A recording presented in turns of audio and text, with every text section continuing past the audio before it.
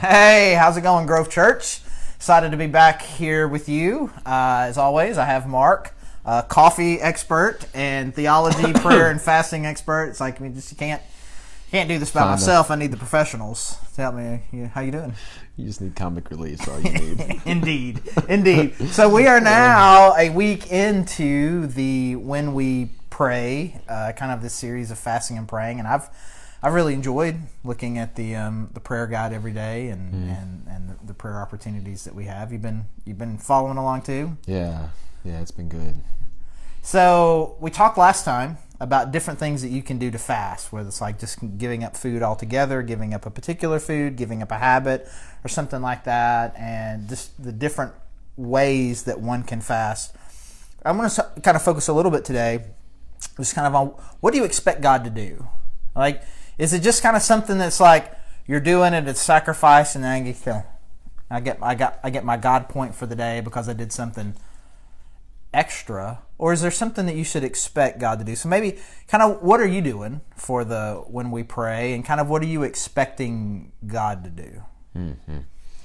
Yeah, my one of the things that God had put his finger on was we started this was just the way that I start my day.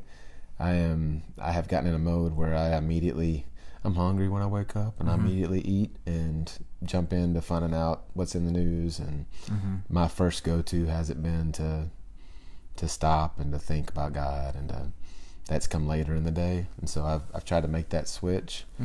And it's just when you're in a mode and you found yourself in a rut, and then you make this decision to remove something and change it up. It's just amazing the attention that it brings to it, and the space all of a sudden that there is in the room. That's there's this empty place that he can fill, where before it was just cram packed and there was no space for him to speak into it. That's good. So what one of the things I'm doing is the last meal I eat a meal Monday, early dinner on Monday, and then I don't eat again until Wednesday lunch. And so it ended up being about 42 hours this time. And that's I'm gonna say it's not easy. It's not. It just even that. And so you're essentially just kind of depriving yourself of calories for 42 hours. And I'm not saying this to brag or anything. It's just something that felt like it was kind of conducive. Just kind of take Tuesday and that just kind of be a real, like I said, prayer and fasting focus. And one of the things I found is it slows you down. Okay, it's just like you're consuming. It's going, all of a sudden now there's this big thing that I'm not consuming. And again, I think this can come from giving up social media or some sort of screen or whatever. It slows you down, and I was constantly aware of it. There was no point on Tuesday where I was like, I forgot I'm fasting today. I was like, I almost ate something. Like I was feeling it the whole day. And so not only is my brain slowing down, my spirit slowing down, I'm constantly aware, and it just gives God an opportunity to say something. Sometimes I think the pace of our life moves in such a way where there's no room. God's not going to grab you, throw you down, and yell at you. He's more of a whisper. So I think that helps. And then plus, it's just like every time I became keenly aware of kind of the lack that I was feeling, it's an opportunity for me to pray. God, just thanks. And just, the number of different things that came to my mind on Tuesday that I needed to pray for was just really cool. Yeah. This morning I was able to think more deeply about something that I've probably needed to for a long time, but there just wasn't any space.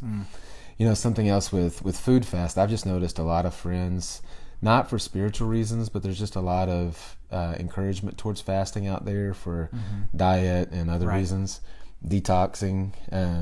And one of the things that happens when you do that, all of your other senses just get heightened. So like you can just smell things like, man, all of a sudden, boy, this food smells really good, and you wonder why did I not smell that before? And it has to do with that. But I just have always thought that that's really symbolic of what happens spiritually too. That's good. That you've been deadened. There's so much in the chaos, and then all of a sudden there's like this heightened sense of the whisper of God. Right. Your ears just more attuned to it because you've given space there for it. That's it's good. interesting what your body does with all the senses, but spiritually too. So, encourage you guys. Again, it's not too late. It's like, okay, well, we're already a week in. If there's something that you want to just kind of sacrifice, is just kind of a way of kind of spiritual connection with God, I would encourage you to do it. And I think you'll have your own list of things that you're seeing God do. So, kind of along with this, when we pray, we're starting a new sermon series this Sunday in 1 Thessalonians.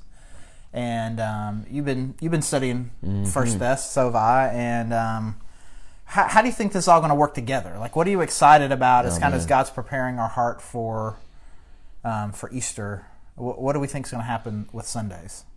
I'm just so excited about this book. We were talking about it today. That it's a book that I have read in the past, maybe studied a little bit, but never really gone in depth with. And just recently, diving into it deeper, I just realized, man, there's a lot. I mean, this was a church that was started that, they seem to be doing things right, and there's such an example of, hey, these are things that you should be doing, and what the positive results are of that, and then just leading up to this question about the resurrection and the power that's there and the difference that it makes, and man, it's just a lot of good stuff. Yeah. It's like I said, they're new.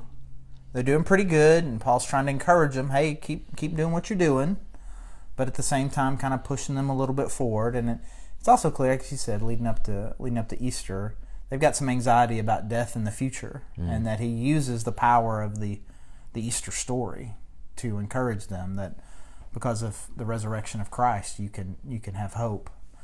But in that first part, like the stuff that we're kicking off this week, as he's encouraging them about what they're doing well, I think it'll be a great encouragement for us as far as to what we need to be doing. And we'll kick it off this Sunday. He's like, man, you guys did a great job of receiving and believing the gospel and experiencing the power of it. And then you started living it out. You started becoming like Jesus, started acting like we were acting, which is good. You're not just saying you believe something, you're living it out. And then ultimately, your faith was so powerful and you living it out was so significant that you became an example and a model of Christ to the world. And I think that's the vision for growth that I think that God has for each one of us. Believe the gospel, be like Jesus, and be an example. Mm-hmm. And I think as we see how that's played out in their lives and as encouragement for them to move forward, I think this will be really good, because sometimes I think we just kind of get spiritually stuck. Like, what am I supposed to be doing? What does it mean? I know what it means to become a Christian. What does it really mean to be a Christian? You know what I'm saying? Mm-hmm. So I'm looking forward to it. I think it's going to be a good series for us, and I'm looking forward to kind of what's going to happen in Easter. And again, I think these next few weeks are going to be really important for us collectively as a church, as God is focusing us on Him and getting ready for Easter. And just pray for each one of you individually and for all of us collectively that that God will just use this season in our lives. Any closing words, closing thoughts? That's it. That is the closing word. And it means a lot. It means a lot in that. It would have been better if you'd said and then taken a sip. No, because that what it's added to. I'm just saying is a overarching. Yeah, got it. You know what I mean? No, I don't. No. Hey, appreciate you guys, and we'll see you soon.